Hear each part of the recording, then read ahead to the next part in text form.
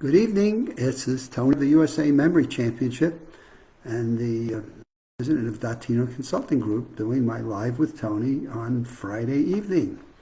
And by golly, the Monday, Wednesday, Friday broadcast, they go by so quickly. I just don't believe where the weekends go, and we're now looking at Thanksgiving Day. So off we go, and with all of it comes the topic I want to talk about tonight, which is this notion of people being resilient.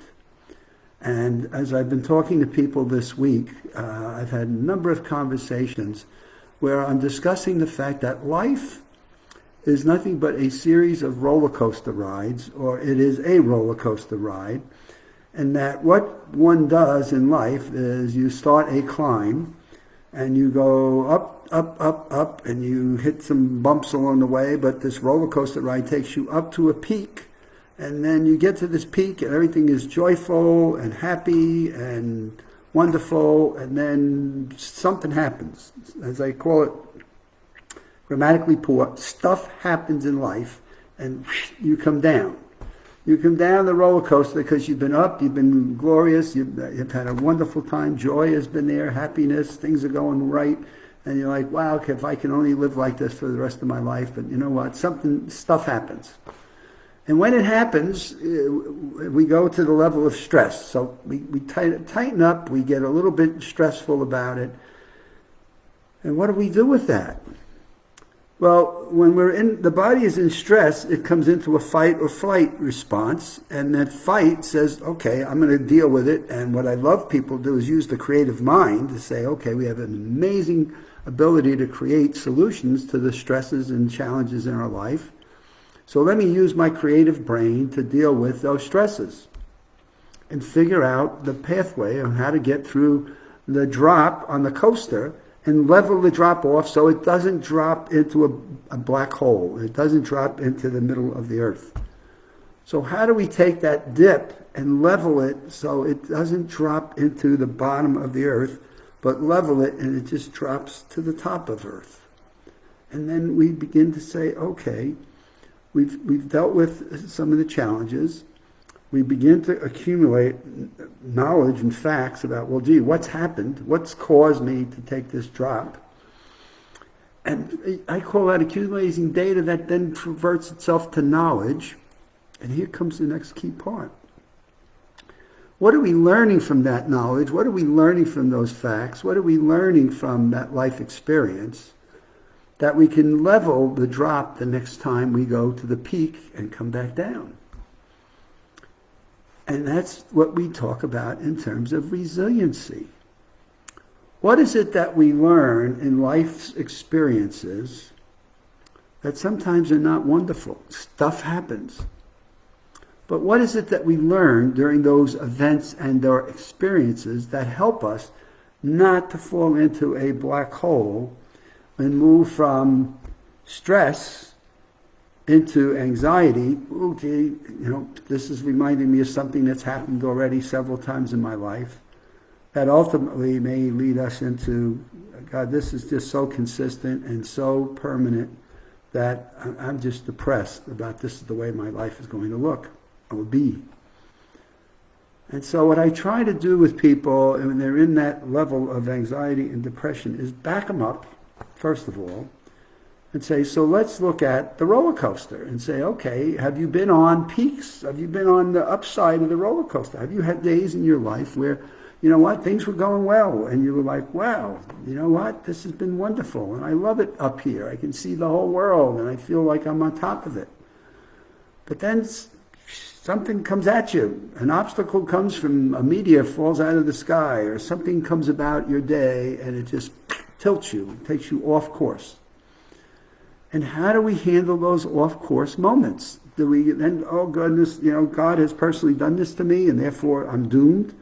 Or is it, my goodness, I've got a life experience that I've got to learn something from, and therefore from that learning, I've got to take that and move it to, well, what would I do differently the next time? And so when we talk about resilience, we talk about resilience in that while there are some age-related changes in our ability to recall and remember things, Adult minds are more resilient than it may seem. In a study published, researchers compared working memory between healthy adults to young people, so 66-year-olds to 22-year-olds, by testing their ability to discern if pronouns are being used correctly. As it turned out, there were no differences in accuracy or processing speed between the older and the younger. What was different was how the brain processed the information.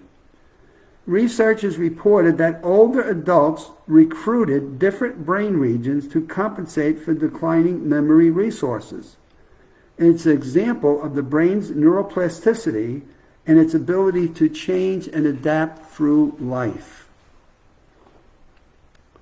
So when you have a life experience, do you go back into what I call your database or your history book?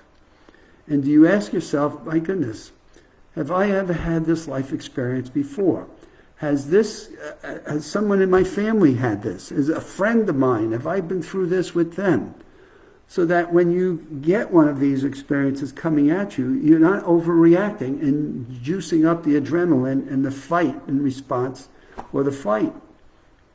But that you're able to minimize the duration of the hit. Okay, if you minimize the dip, you minimize its duration, and you learn something from it that you can move into the next experience in your life that may look like, smell like, taste like it.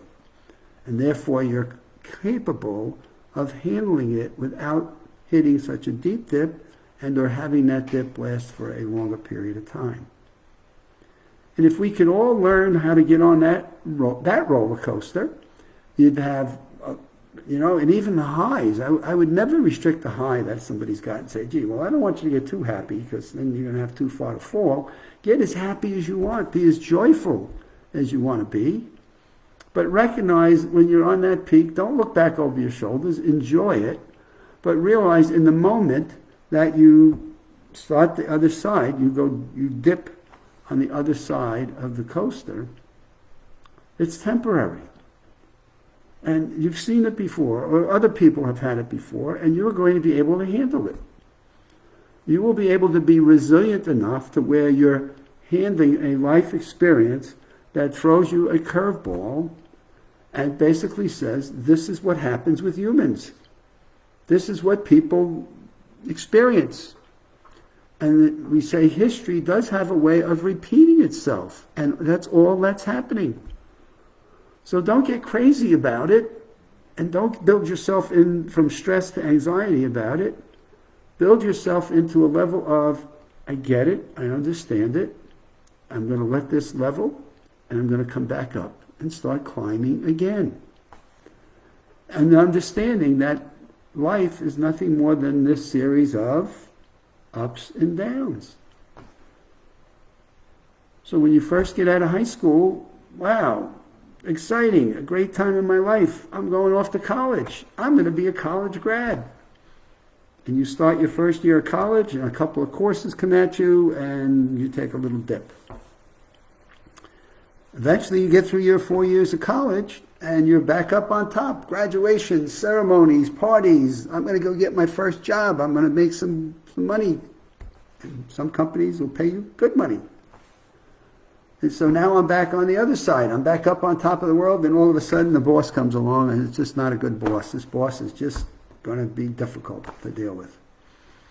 So now you're one of those drops, and you say, okay, I'm going to outlast the boss outlasting me. I don't know. Some people leave their jobs. Other people, the boss leaves. And off they go, back up again. Now you get married, you have a family, I don't know, whatever it is, you have a personal relationship, and that brings you back up on top of the world. You go to work every day, you're like as pumped and as excited as anything ever shown up at work. You can't wait to go home and spend time with your loved one or the one that you just enjoy talking with, and now you go home and you're having a great time. You're back up on the top again until, you come home one day and say, we have to sit down and have a conversation. Things are not going so well from my part of this thing. And now you crash and hit again. And eventually you get through that process because your knowledge and experiences have shown you over and over again that having a resilient mindset where you say, you know what, I too will get through this. I have experienced dips on the coaster before, and I have built a skill and a knowledge and a wisdom that has taught me how to handle those dips. And so now your dip doesn't take you into the pit of the earth, and you're back up on the other side, climbing for another success story. And this is how life goes about us. Now, why is this all important? Because one of the elements that we talk about as the 6 elements of brain health, one of them is, how do we respond to stressors in our life? And by the way, some stress in our life can be good and can be positive for us because it helps us build strength. So when you're doing muscle working out, you see people in gyms lifting weights. What are they doing to build more muscle? They're stressing their muscles. They stress them to the point where, and they stress them to the point where they build more strength. So life's experiences sometimes can be a stressor that builds more strength. And I call that going from knowledge to wisdom. And there's the strength that we have from life experiences that allow us to handle the next adversity that we may encounter and bring us to a point where our life's experiences and the people around us that give us hugs and support will help us navigate through the next maze of a dip and bring us back up onto the other side. And each time we do, the highs may get higher for you, but the better part is the dips will get more shallow and shorter in their duration. And so in the 6 elements of brain health, we talk about the importance of recognizing your stressors and not letting one progress to the point of anxiety, which then continues and you feel hopeless and helpless and you lay into depression. And then you kind of just start thinking about, my goodness, is there any hope for me? And what I'm here to tell you is there's hope for everybody. And there are ways that we can go about taking that hope and making it into reality. But you have to do the work. As I say to people that go to the Maximum Memory Mastery online course that we have, that in the Maximum Memory Mastery, we'll show you how to have that hope. But you've got to do the work. You have to do the exercises if you want to improve your memories. So to that degree, there's my Friday night message on My Life with Tony. And it's all about how do we minimize elements in our life that create those dips and give us the chance to go up on the highs. Have a good weekend. Again, we're still in football season. Turkey Day is coming up soon with more football and football and football. Weekends are loaded with football. We've got basketball coming back with the NBA. We got college basketball has started this week. Plenty of activity this weekend, and we can take it all in and enjoy it. And don't stress over your team, whether they win or lose. It's a game. Pick it up. Have a good Sunday, and we'll see you back here on Monday evening. And if anybody thinks I'm crazy, send me an email, a.tino@aol.com. That's a.dottino@aol.com, and tell me why